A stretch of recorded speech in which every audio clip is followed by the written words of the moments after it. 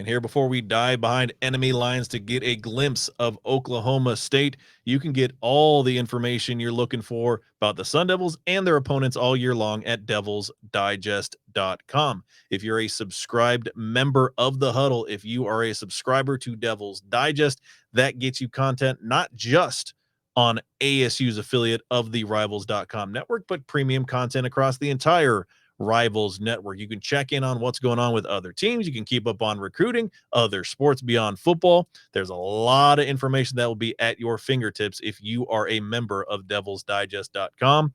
If you haven't been by now and you've been listening to us, I guess kind of like kudos for having the toughness to withstand our peer pressure, but I think it's about time that you cave. You'll be a better person for it. Get subscribed, get in the huddle, get in the know on devilsdigest.com. Joining the program now for this week's Know Your Enemy segment is returning to the program, Jeff Johnson, publisher of O State Illustrated, part of the Rivals Network, giving us an inside look at ASU's next opponent, the Oklahoma State Cowboys. Jeff, welcome back to the show. How are you tonight? Doing good. Thanks for having me on. All right. So obviously this is kind of the second half of a home and home series, but just kind of a preview of what's to come when ASU is joining the Big 12 conference here and what's going to be a conference game here starting next year.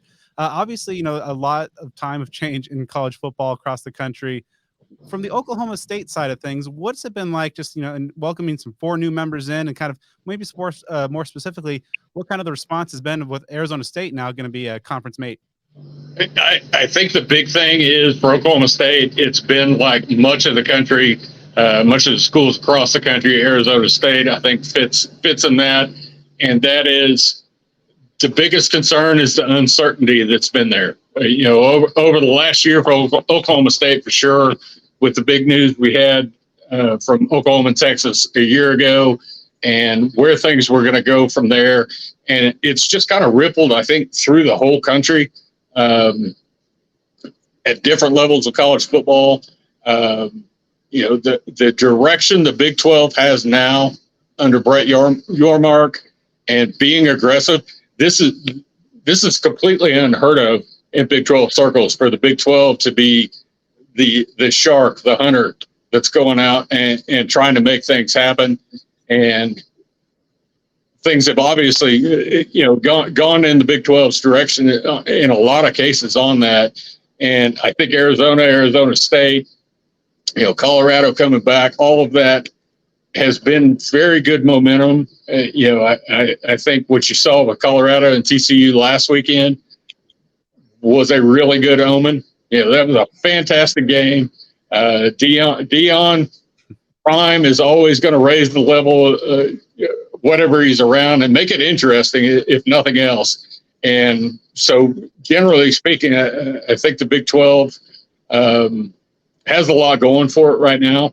You know, are they the Big 10? Are they the SEC? No, they're not. But right now, the way things sit, they appear to be a clear number 3, and you know, Arizona State is part of that. So these two teams on Saturday are certainly no stranger to portal activity and a lot of kind of portal action and kind of turning over some of the rosters. You know, a lot of departures and additions for Oklahoma State this past cycle, and perhaps most notably Spencer Sanders, the longtime quarterback there.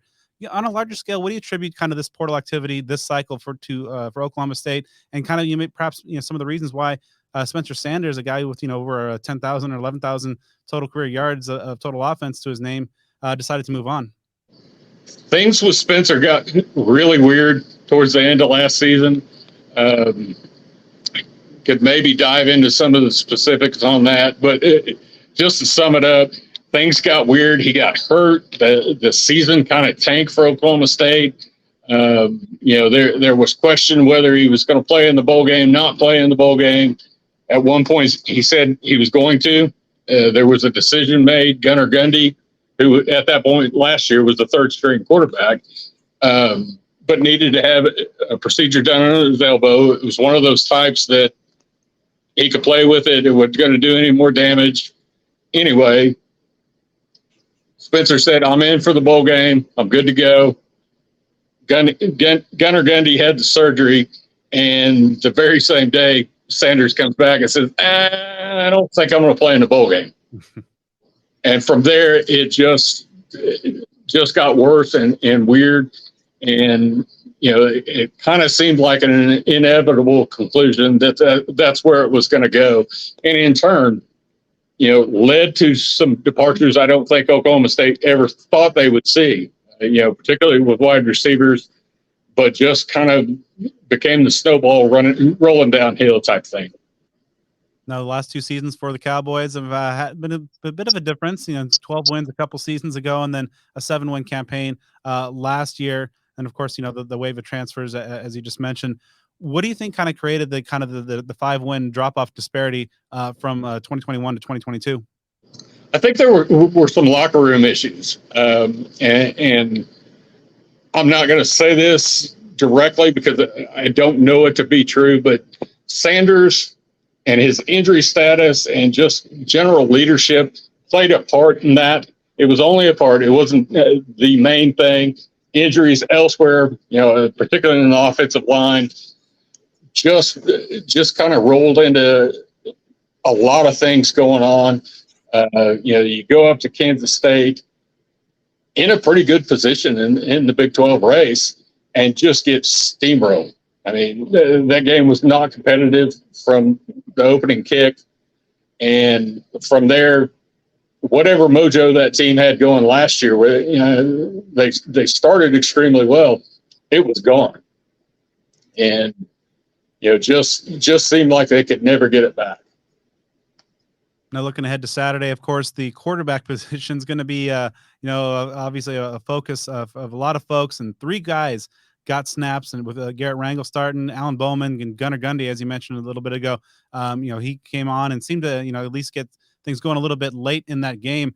What are you expecting to see from the Oklahoma State Cowboys here in terms of the quarterback outlook? And, are we going to see 3 guys again, or do you think after last week that they might be narrowing that race down? According to Mike Gundy yesterday in his weekly press conference, you probably plan on seeing all 3 guys. Now, could there be some gamesmanship going there? Absolutely. Certainly you're going to make Arizona State's defensive coordinator have to prepare for all 3 guys who don't have a lot of similarities, between them. 3 different guys. Rangel's going to be the most Spencer Sanders-like. He is not the dynamic runner, threat with his legs that Sanders was, but has more than the other 2 do. Bowman is going to be the guy who you might expect to pick you apart with his arm. Gundy's kind of in between. And then you throw in the fact that Gundy's left-handed, and that flips everything. Flips protections, flips which side you're going to rush from, etc. So I kind of think going into this, we'll probably see all 3 again. It may be in a different way than they did against Central Arkansas, which was basically they split up the game ahead of time, knew the order they were going to go in, and they were going to get about the same number of snaps, about the same number of series, and it worked out almost exactly that way. What kind of offensive game plan are you expecting? Kind of, perhaps with that caveat of, some different quarterbacks coming in, offering some different looks for a defense. Yeah, that factor is going to be a big part of it. When Alan Bowman was in, and he was assumed to be the guy. You bring him in as a transfer. This is a guy that had thrown for almost 600 yards in Stillwater when he was a freshman at Texas Tech. And I think the assumption all the way was he was the guy. And we started here and then fall camp. That may not be the case. Gundy maintained all the way through spring. It's pretty close. All 3 guys are doing well. We're going to see where it goes. I thought, honestly, that was gamesmanship, working the portal aspect of it, of you got to keep everybody happy. As it turns out, he was, as best I could tell, being pretty honest with everybody that they're all close. We're going to play them all and see where it goes from there. So game plan, you look back to the UCA game, when Bowman was in, they didn't really even try and run the football. Whereas with the other 2, they did. I don't know if that was by design. It certainly plays to Bowman's strengths. As a passer, as a guy who can read defense, has the most experience out of the 3. So I kind of don't know. I mean, I don't know what to expect because, quite frankly, I was a little surprised that we actually saw all three guys, and it was set up exactly the way it worked out. Of they're going to play basically equal snaps throughout the game, and we'll see what happens. Now, flipping over to the defensive side, this new 3-3-5 defense, Brian Nardo's bringing in, looked like it was kind of flying around and making some good number of plays behind the UCA line of scrimmage. What kind of jumped out to you looking at this defense through week one? I think when you're talking about a guy with Nardo who's making a big jump in level, going from Division II to Power 5, it's not one you see often. The speed of the game's part of that. The game day atmosphere.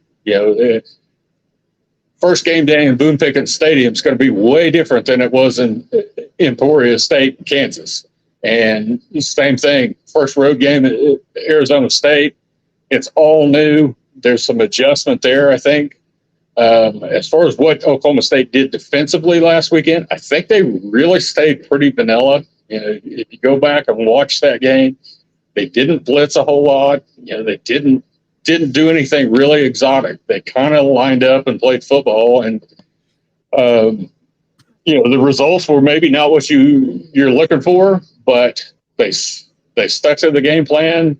I think that part of that game plan was to not put anything on tape, for Arizona State and everybody else that's left on the schedule.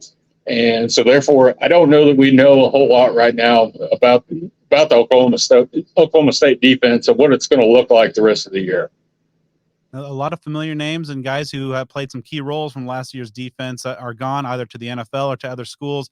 Now, do you think that, given the new defensive scheme that the new transition has kind of helped mitigate the loss of experienced defenders, or what's the process like in this rebuild? The process, like in the rebuild, and I think the transfer portal absolutely is a massive, massive influence in that. It's changed Mike Gundy's approach on a lot of things. If the transfer portal was not in play, I don't think you see three quarterbacks playing a game. That's never happened here before. But you're seeing that across the field. And by that, I mean, there are more competitive spots. There are more guys who have experience, but I'll roll back to Bowman and something Mike Gundy said yesterday. He said, we know what Alan Bowman's about because, he has a lot of tape at Texas Tech. He's an experienced guy, but we don't know what Alan Bowman is here at Oklahoma State. And particularly on the defense, but across the board, you could say that with a lot of transfers. There's a lot of transfers that have done well elsewhere, Tulsa, Washington State, etc. But they haven't done it here. They haven't done it in Brian Nardo's defensive system. Of course, none of the guys have at this point in Brian Nardo's defensive systems because it's first year, but kind of across the board, they're experimenting with a lot of guys. They're rolling a lot of guys in where in previous years, defensive line, you're going to see a lot of rotation. But other than that, there wasn't very much. And this year, at least through game one, and I think we'll see it again Saturday, you're going to see a lot of guys rolling in, coming out, getting their opportunities to show what they can do. And again, I think that is a very, very big testament to looking back, transfer portal, and how it affected Oklahoma State this last year, where it was kind of really the first time, I guess, that it was a major factor for everybody across the country at every level. It has been a game changer without question. And I think a lot of coaching staffs have had to adjust their approach in a lot of different ways across the board. Speaking of the defensive side of the ball, Brian Nardo, is going to be scheming up a game plan against the ASU quarterback and Jaden Rashad, just making his second career start. What do you think we'll be seeing from the Cowboy defense? Do you think that they might be a little bit more aggressive trying to rattle the young quarterback? Possibly. I think Gundy addressed that a little bit yesterday, and the question was, how do you game plan a guy that you have one game worth of tape? And he said, he's a guy we can go back and look at high school tape, and it will tell us something. Is it the same as Power 5 tape, of a game where a guy's got 6 or 10 or whatever games under his belt? No, it's not. But and he said they've done that and gone back and looked and said, I see a dynamic player there, who can make things happen. And therefore, I think that's kind of always going to be in the back of the minds of Brian Nordo and Gundy. How do we scheme both to stop this guy and also to, as you said, kind of get to him, rattle him a little bit, see what he's made of, see how the mental side works. And so I think you kind of weigh and find the middle ground of there. Where are we going to press him? Where are we going to respect the fact that he can make things happen on his own, and find a middle ground there? A lot of new faces on this Cowboy squad, also some returning veterans. Who are a guy or two on each side of the ball that you think could be some X factors that can really help determine, how Saturday's outcome ultimately falls? Yeah, offensively, I would look at running back Ollie Gordon. Gunnar Gundy has gotten a lot of the accolades of, he came in and finally the offense got rolling, but at least as much as Gundy's contribution there, Ollie Gordon kind of got things going and got the run game going, which in a Mike Gundy offense, it's absolutely critical. If you can't run the football, the offense doesn't work very well. So Ollie would definitely be a guy on that side of the ball. Defensively, right now, I don't know if there's anybody that really stood out in game one. You have Kendall Daniels, who's probably the highest rated recruit on the whole roster. He's at a hybrid linebacker safety position. Didn't do a whole lot to really stand out in game one, but he's a guy that I would expect, preseason All-American type guy, would expect to see things start to get rolling, possibly starting this Saturday. And last one for you. Obviously, this time of year, it's pretty brutal weather-wise out here in the valley, with the high temperature on Saturday of 112, about 105 expected at kickoff. Do you think the heat might play a factor with the Cowboys? It could. We too, unfortunately, have had some pretty ridiculous heat over this way. You definitely have the humidity factor here that's not so much there. We don't get the absolute temperatures that you guys are going to see or everybody's going to see on Saturday. But the Oklahoma State team has been through heat, and at this point in the early season, it's going to affect everybody. Even Arizona State that practices daily in it. It's just the way heat works, I guess. But definitely think it could be a factor for Oklahoma State. I don't think it's necessarily going to be anything new. If you were talking about an East Coast team rather than, a team from Stillwater, Oklahoma, probably be a bigger factor, but certainly, it will play a factor in the game. Well, thankfully, there are no storms in the forecast, so no 2.5 hour weather delays like we saw last week for ASU's opener. Jeff, Right. Always great talking to you. You encourage our listeners to head over to ostateillustrated.com, get some more info on ASU's upcoming opponent, and especially with the starting next year, so these will be conference games, so I'm sure we'll be talking again down the road. Thanks again, Jeff. You bet. Thanks, Brad. Did Spaghetti Shack. So I'm going to the top. I did Jones. Okay. Just did Devil's Digest, did Cactus Sports. Already did Burrito Express.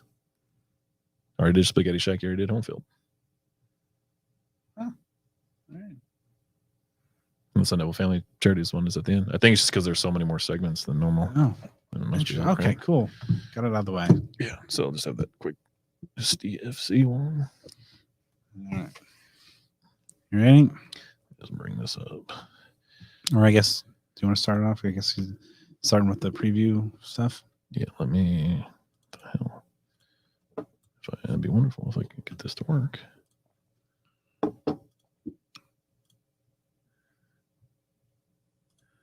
So just that's so weird. Okay. All right. Get it? Okay. So that weird week 1 is behind us. It's over. It's a win. It's very odd. It'll be some stories to tell. Has some question marks, not a ton of answers. But you know what? All that is going to matter very little in just a matter of days when ASU takes the field against Oklahoma State. Of course, this is the second game of a home-and-home series with the Sun Devils having lost in Stillwater last year. But it's certainly not going to close the book on games between these two teams, as moving forward, these are going to be conference foes in the Big 12 starting next season. So it's just a bit of a taste of what is to come for Sun Devil football, Sun Devil athletics as a whole, with teams from states like Oklahoma. Score one for non-conference scheduling. Usually these games are scheduled years in advance. This one happens to be at the exact right time. Yeah, it's going to be a conference game here soon enough, but right now it's going to be ASU's toughest test, at least at this point, possibly of the non-continent, hosting a Power 5 opponent. Now, of course, Sun Devils will be looking for a little bit of a revenge after last year's loss in Stillwater, and that was a game where ASU kind of won the first and second quarters, but kind of wore down because of their inability to convert on third down. But this is a very, very different Cowboy team, as well as we talked about, a very different Sun Devil team. So these are going to be kind of interesting. It's a kind of rematch, but at the same point, almost these are two rosters and coaching staffs kind of been overhauled a little bit. This is season 19 of the Mike Gundy era as head coach at Oklahoma State. He is one of the longest tenured coaches at the FBS level.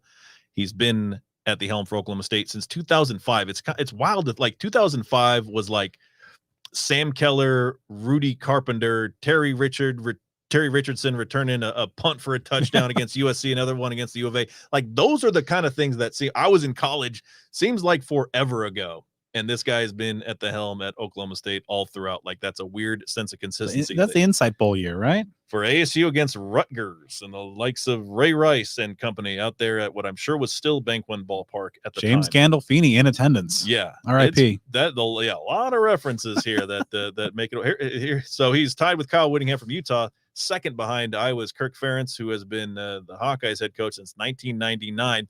Another bit of perspective. Remember Mike Gundy saying, "I'm a man. I'm 40."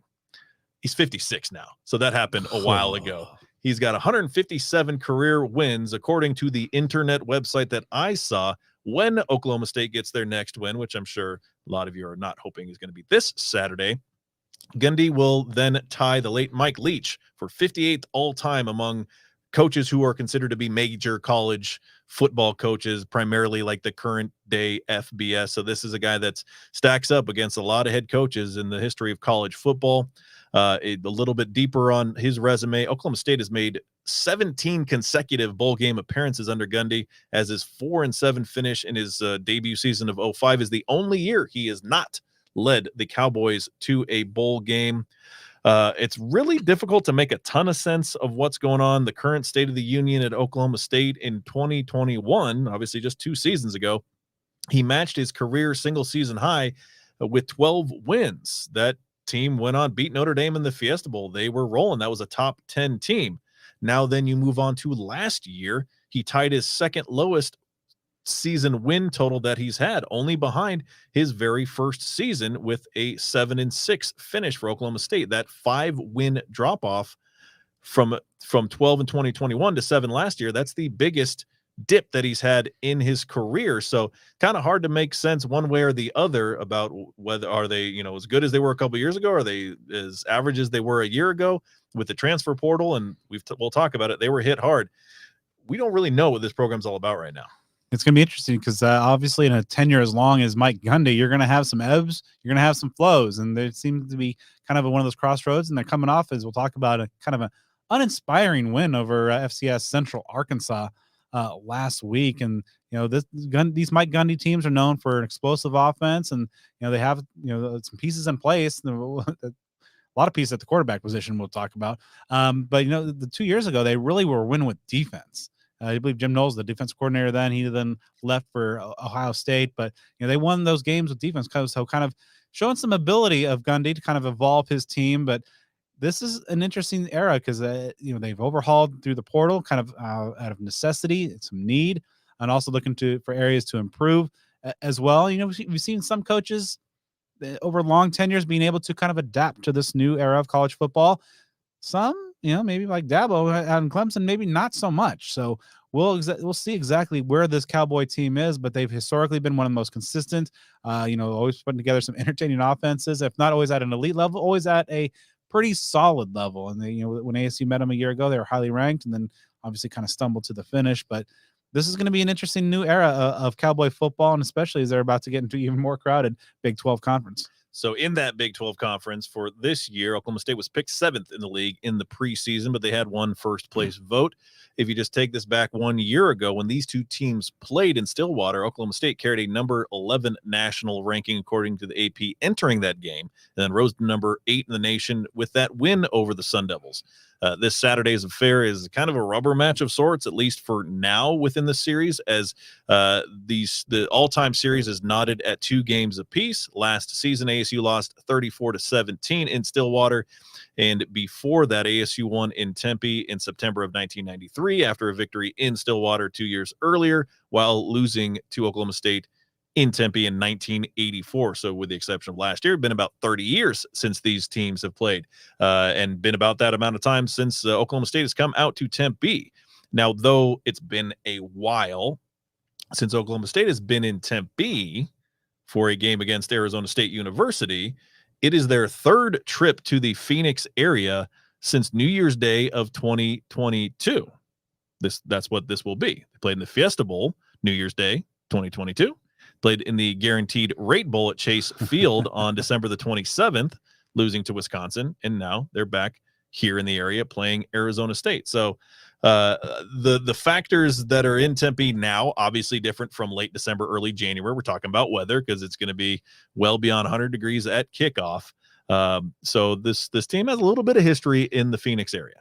Yeah, it's going to be interesting to see how they withstand that heat. I was told earlier today by Royal Norman here that the kickoff temperature is going to be about 105 degrees. Now, it's not exactly cool out in Stillwater at this time of year, and the humidity is a little bit ramped up because of what it is out here in the desert. But it's not a team that's going to be completely unfamiliar, but it's going to be a little different, or than that dry heat hits in just some unique ways. So we'll see if they're, I go back to the 2019 Kent State game where during pregame warmup, ASU made sure to have the current temperature in big font on the jumbotron. So maybe a little gamesmanship there as well. So that might be a first in all the years we've been doing this. I'm trying not to laugh at myself. A literal hot take from a highly respected and prestigious meteorologist. Absolutely. Yeah. So it's going to be, yeah. So also, if you're heading to the game, hydrate, be safe out there, folks. Do a lot of that. And not just with beer. You know what I'm saying? I mean, we know how to behave here. So looking at this 2023 season for Oklahoma State, the Cowboys are 1-0, a not so thrilling 27-13 win last week over FCS opponent Central Arkansas. So like ASU, coming into this game with some questions to answer, some uncertainty, not really truly aware of what this program's all about quite yet. So as we look at the personnel for this team, starting with the offense, and this is going to be a theme that you'll grow to learn about Oklahoma State, a lot of important departures. That is not just something that happened to ASU over the course of this past offseason. On offense, they lose 5 players with 9 or more starts from last year and another with 7 starts. So they lose 6 players from last year's roster who started more than half the season's games last year. Of the 9 players who started at least one game last year that are no longer on the roster, 7 on offense left via transfer. This program has had quite a few transfer exits. And so all in all, they lose just a smidge under 50% of their total offensive starts from last year. The biggest name on that the outbound transfer list, Spencer Sanders out to Ole Miss. He had over 9,500 passing yards and not too far from 2,000 career rushing yards from 2019 to 2022 for Oklahoma State. OSU won 38 games across the 2019 to 2021 seasons, including, like I mentioned, that 12-2 finish with the Fiesta Bowl win and a top 10 final pole position in 2021. We've heard some of the input on that from our guest from the Oklahoma State side. I mean, for me, like on the outside looking in, this is almost like if like Taylor Kelly would have left ASU in the peak of the Todd Graham era or something like that. No matter how you slice it, this is a big loss for them.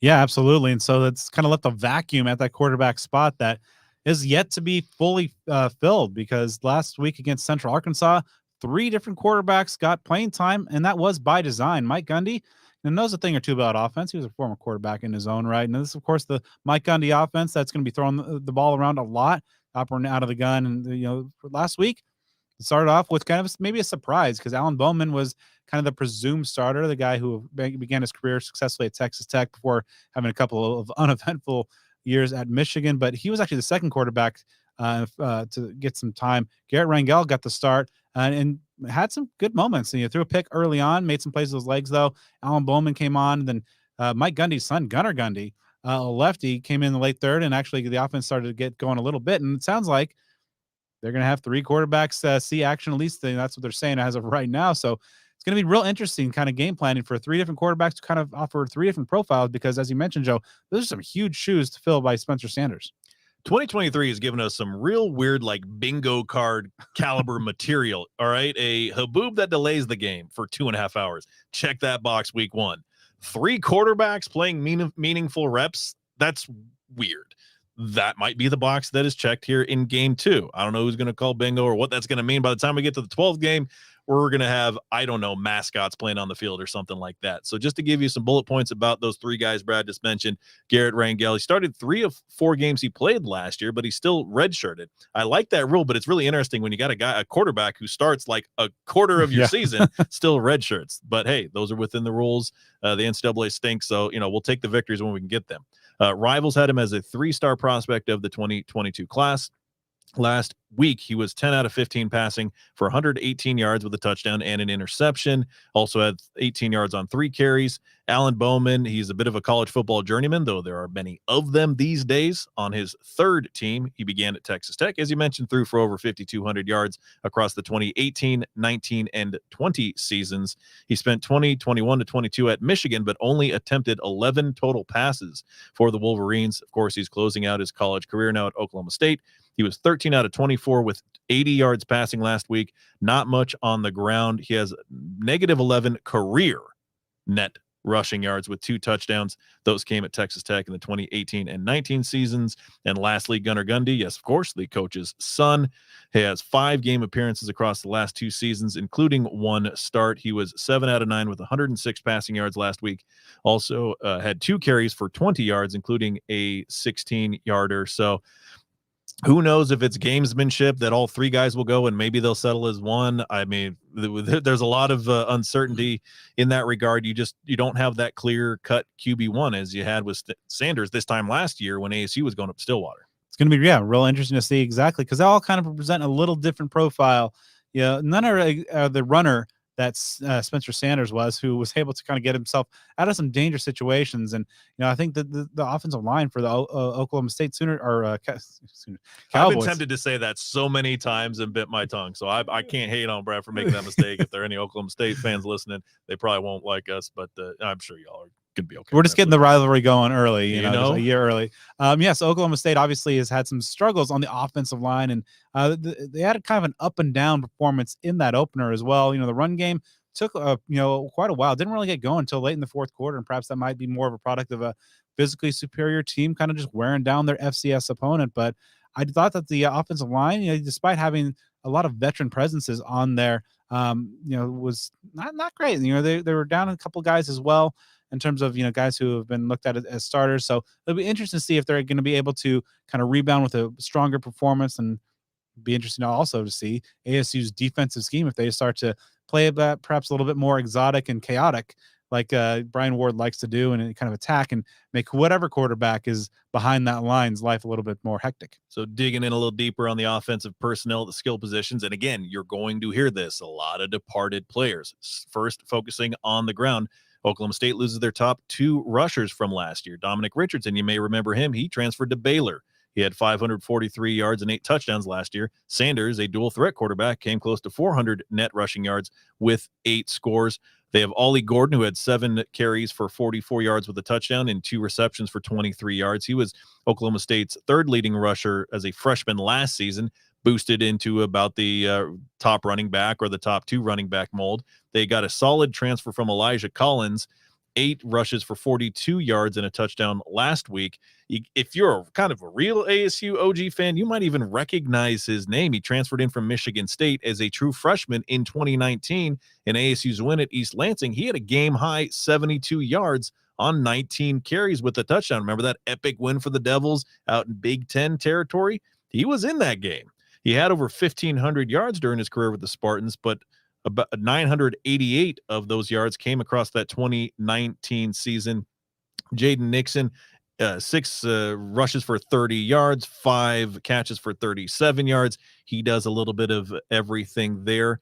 They lose 5 of their top 6 receivers from last season, though the one of the 6 that returns is their leading receiver last year, Brendan Presley. Team highs of 67 catches for 813 yards and 2 touchdowns last year.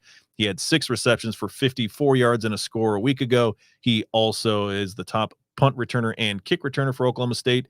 They made a pickup in the transfer game that you might remember. Dejon Stribling from Washington State had a team high 73 yards on 4 receptions last week. He played 2 years for the Cougs, catching 95 passes for 1,073 yards with 10 touchdowns in the last 2 years for Washington State.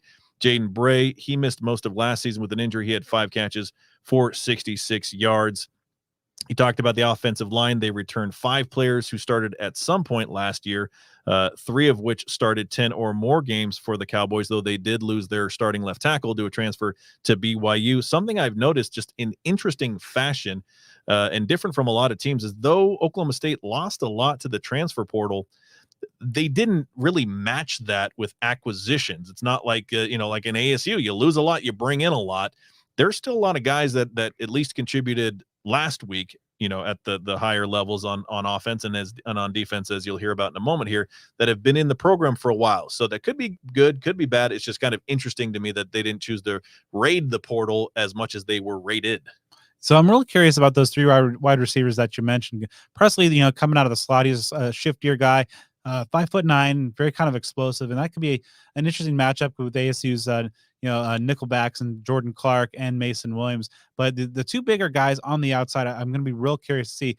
This could be an opportunity for Ro Torrance to kind of step up and play himself onto a much bigger stage. Ed Woods coming off kind of I think pretty solid, but maybe an uneven spot in the opener. Stribling, of course, Pac-12 fans know him, big guy. And so while this offense takes a lot of their shots kind of real quick and plays it in kind of the quick short game, they like to take shots with those bigger body guys. Stribling, 6'3", Jaden Bray, 6'2", 200-pounder in his own right. So a lot of interesting things that they do. And Presley is, of course, a guy that also is very active in the run game. They like to give him some handoffs and kind of some jet sweep type stuff. So it's got to be something that ASU's offense or defense has to be aware of, because this is a Mike Gundy offense. And while the quarterback position might still be up in the air, that he knows a thing or two about scheming up a good game plan. So after perhaps maybe some bumps and some kinks to work out in that opener, it'll be ASU's defense needs to be on the lookout, because there are some dangerous playmakers from those wide receiver positions. Switching over to the Cowboy defense. Again, I told you it was going to be a theme. A lot of departures.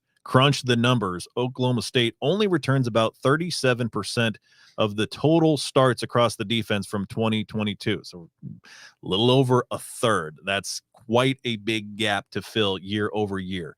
6 players are gone with 11 or more starts from last year. 3 opted to transfer to some fairly prominent programs like USC, Notre Dame, Washington. So when you add that to the 7 from offense, you have 10 players from Oklahoma State on offense and defense who started at least one game in 2022 for the Cowboys who left the program via transfer portal. So they lost a good chunk of starters to the transfer portal. And you add another 2 that had 7 or more starts to this defense that are gone. So 8 players gone who started more than half the season's games in 2022. Again, to combine that with the offense, that's 14 players across the offense and defense for Oklahoma State who started more than half the season last year who are gone from the roster. There are only 2 players back on defense with more than 5 starts a year ago. Linebacker Xavier Benson, he started all 13. He was the 3rd leading tackler on the team with 76, but it makes him the leading returning tackler. So good for you, Xavier.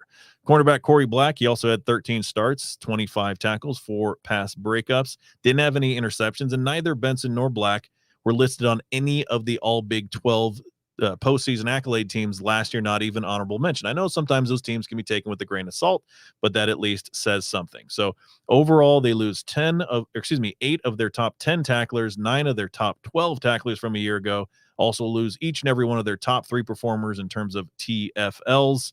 So through that first game, no real impacts on the transfer portal that shine on defense, as none of the 11 starters from last week are new this year from the portal. So again, mentioned it a moment ago, this isn't a situation kind of like ASU, at least based on what's been shown through one game, where you lose a lot and you get a lot. You're basically kind of using that farm system from within to be able to promote players to starters when you lose a lot of starters. I'm not saying that's great, not saying that's bad. It's just kind of a unique thing because you usually see some semblance of balance with a lot of these teams. When a lot of guys leave, you go out and find replacements.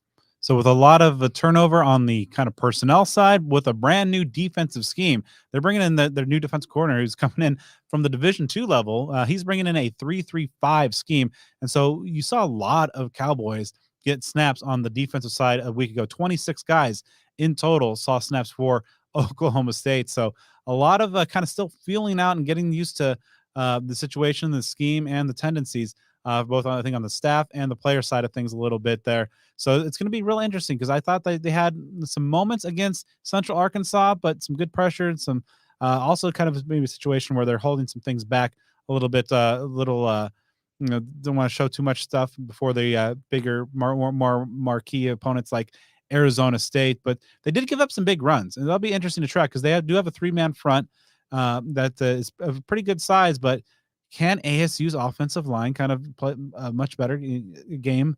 Especially open up that ground game because they want to run the ball with Cam Scattaboo and Carlos Brooks and get things going that way. And I think that you're going to need a bigger performance. So it's going to be real interesting to see because I think that you're going to have an offensive line and offense is still trying to feel itself out against a defense that's trying to find and feel itself out with a new scheme, a new coordinator. So kind of two teams and units. Similarities, they're going to be squaring off against each other. So I think it's going to be a good battle with some key pieces that are going to be coming back, but also some key pieces that are going to be brand new and looking to make that jump up. I know it seems like I've been bad-mouthing this defense all night long with the talk about departures, but there's some talent there. There's some next-level talent there. A couple names to keep in mind. Kendall Daniels plays kind of like that safety linebacker hybrid position. 6'4", 213 pounds. Last year he had 71 tackles, including 6.5 for loss, 3 interceptions, a forced fumble. He was the Big 12 Defensive Freshman of the Year and second team All Big 12. He tied for the team high with 6 tackles a week ago. Colin Oliver at linebacker. Last year, he had 28 tackles, including 7.5 for loss, including 5 sacks, and a team-high 12 quarterback hurries. He was second team All-Big 12, as was Daniels. Oliver, I believe, year before last, had double-digit sacks. So this is a guy that can get to the quarterback.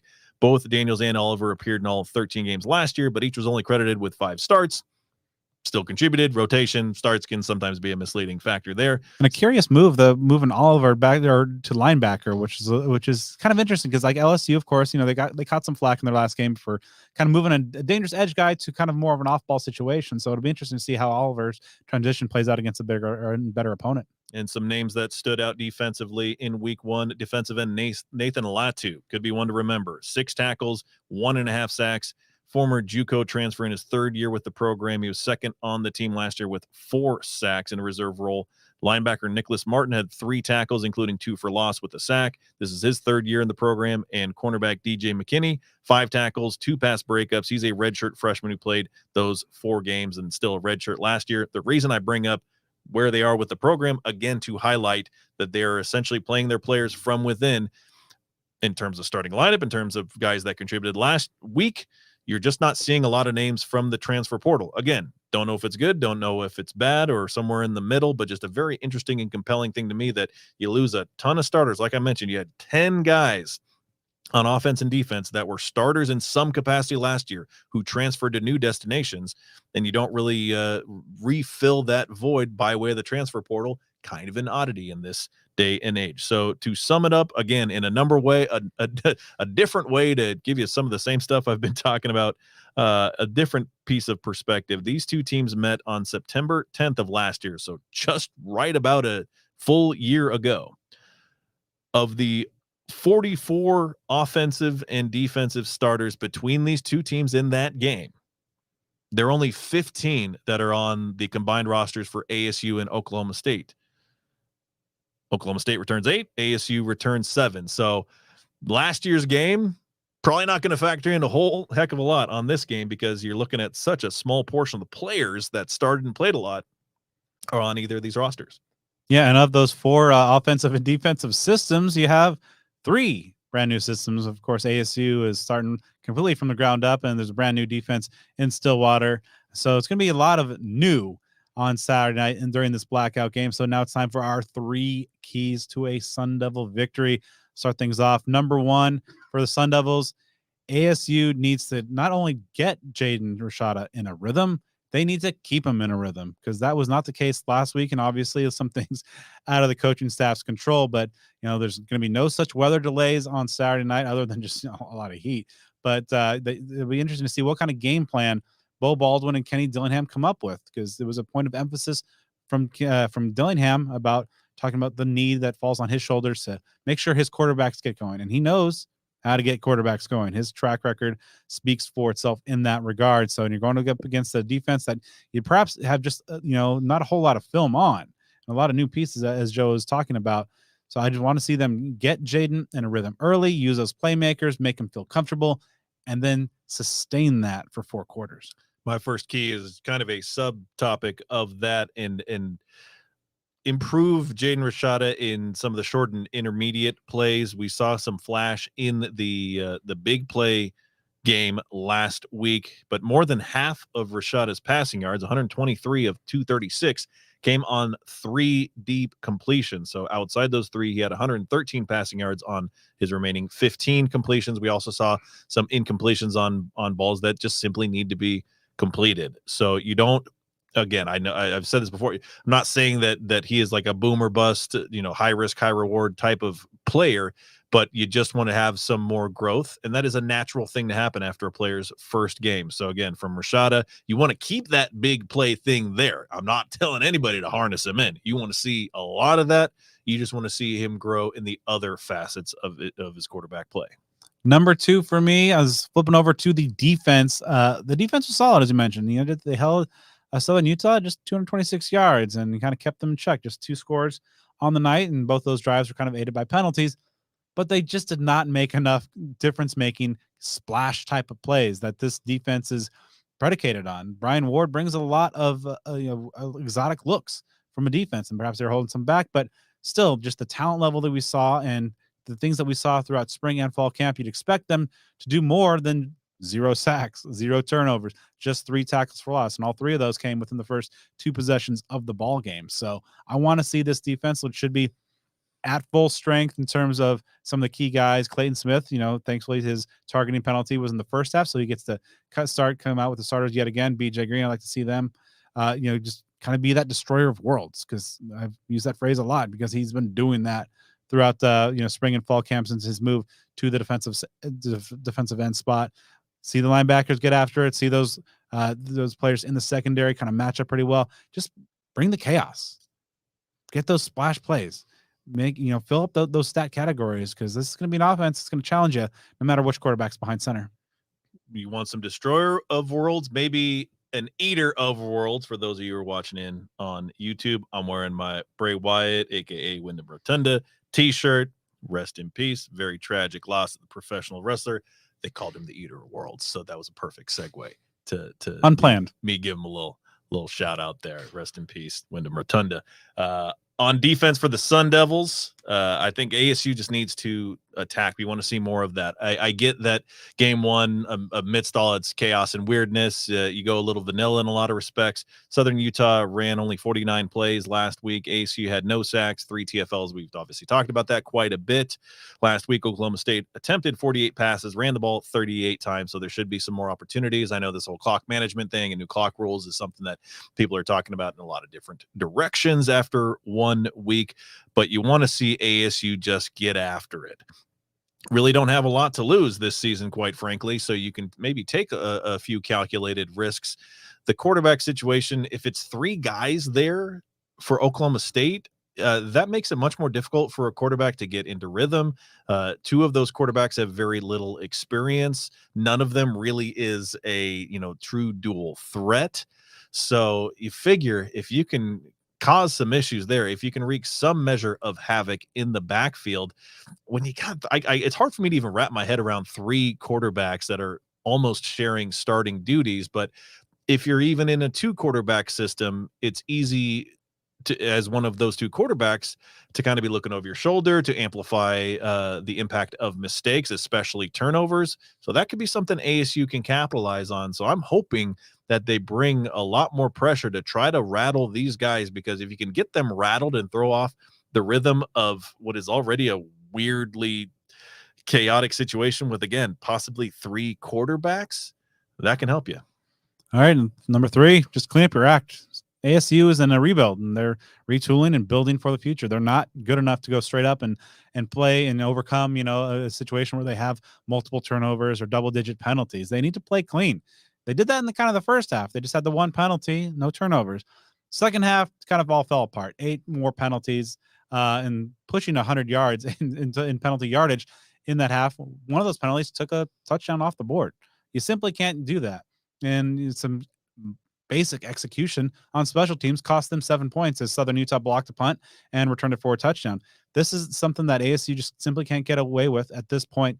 And this is a winnable game at home, especially, but they just cannot be doing that if they turn the ball over, or sloppy, or shoot themselves in the foot with dumb penalties and execution errors like we kind of saw ASU in like maybe that circa 2021 season. Third and final key for me, I mean, essentially boils down to offensive line play. Still a major, major concern. Oklahoma State had 5 sacks in its opener. Guys like Colin Oliver, Nathan Latu, they can cause a lot of damage. I know the personnel is obviously a lot different this year compared to last. Oklahoma State had 3 sacks and 8 total TFLs last year. I still, looking at the number, I feel like I need to like quadruple check it, because it felt like way more than 3 sacks last season in that game. It just felt like there was a point, especially in that second half, where they were just making offensive linemen into turnstiles for ASU. So you need to see this line regroup and play to the best of their ability. We don't know what that means, but you cannot let Oklahoma State steadily get in the backfield, and they can do that. And that is really my biggest area of concern, because there are quite a few areas where ASU is at least on par with Oklahoma State, if not have some advantages, but that can all be mitigated in a way that can affect the outcome of the game if the offense is committing penalties, if they're not opening lanes for Sun Devils to run through, and if they have issues in pass protection that result in sacks and possibly turnovers. All right, time for our game predictions. I'll start things off. It's the blackout night. Hopefully there's going to be some more fans in the stands behind a weekend, some more energy behind it. I think that this is going to be an interesting battle between 2 teams that are really kind of still trying to find themselves. And I think that's a process that's going to continue beyond week 2. I think might see some mistakes and some growing pains continuing for both teams on both sides of the ball. I don't see this as an especially high scoring affair. I do think that the home field advantage is going to play into Arizona State's favor. I think that there's been some valuable lessons learned from the ASU side of things in terms of just how to kind of manage a game. Obviously, it's a lot of new pieces on that coaching staff. I think Jaden Rashada is going to come out, and they're going to be kind of aiming to get him into that rhythm. I think it's going to be perhaps more ground-based early on, though. I do think that the defense is going to have something to prove, and I think they're going to come out and kind of bring that fight and take that fight to Oklahoma State. I think it's going to be relatively close the entire way. I think it's going to really kind of come down to which team kind of executes in special teams and not hurting themselves the best. Ultimately, though, I think this is one of those games where you play kind of matters. And I think for ASU, this game's in Tempe and not Stillwater. Giving it to the Devils. They take a W on blackout night, 27-24. Really twisted around trying to figure out, what we can predict for this game. From ASU's side, we just still know very little. Now, granted, I can appreciate something that sucks and the developmental opportunities that provides. When you go through tough things, you go through unplanned things, you go through chaos that throws every idea you had out the window. In the heat of the moment, that can be rough, but that can also teach you something about yourself and how you prepare and how you execute and basically just how you operate on the fly. And I'm confident that ASU learned some really weird lessons last week, and those can prove to be beneficial. Oklahoma State, when I think Oklahoma State, I still think of a perennial, very good program. Maybe not on the upper echelon of the national elite, but if you just say Oklahoma State and what's the first thought that comes to mind when it comes to football, I think of a pretty dang good football team.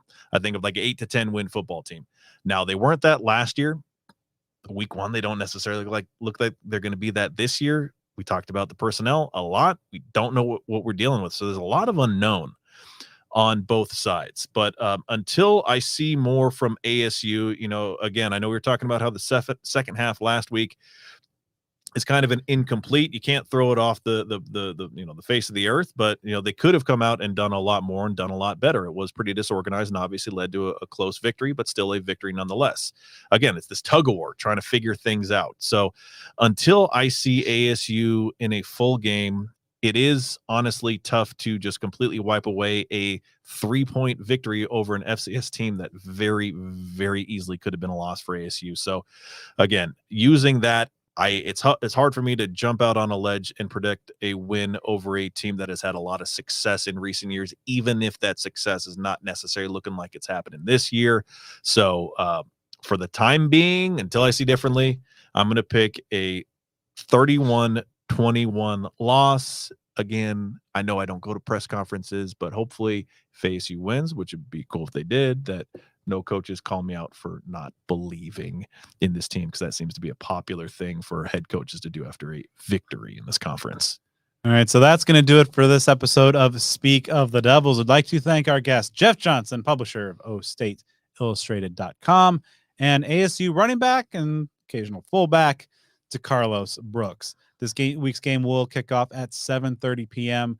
TV will be on FS1, so rejoice, not on Pac-12 Network, you folks can see this marquee Power 5 non-con battle. Make sure you stay with us on the social media side of things. A lot of content that we are putting out on a weekly basis now, especially that you can see us.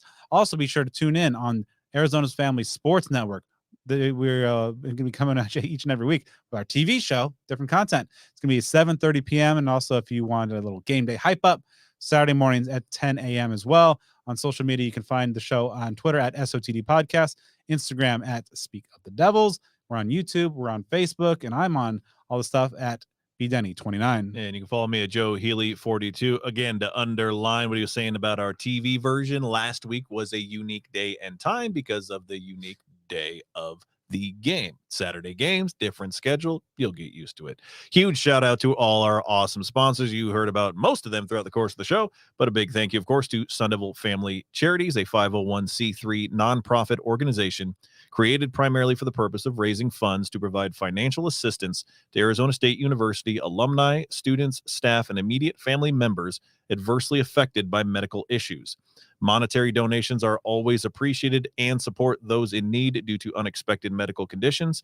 And they also have volunteer and sponsorship opportunities available that you can learn about on their website. Also, check out their website, check out their social media. They've got a big cornhole tournament coming up. They do those periodically. That's how they do a lot of their fundraising. So check them out. Go have a good time. You can win some prizes, support this very, very worthy cause as well. For details about everything I just told you about Sun Devil Family Charities and other ways to support them, check them out online at sundevilfamily.org. And also, when you're done supporting our amazing sponsors, drop us a 5-star review on the podcast platform of your choice.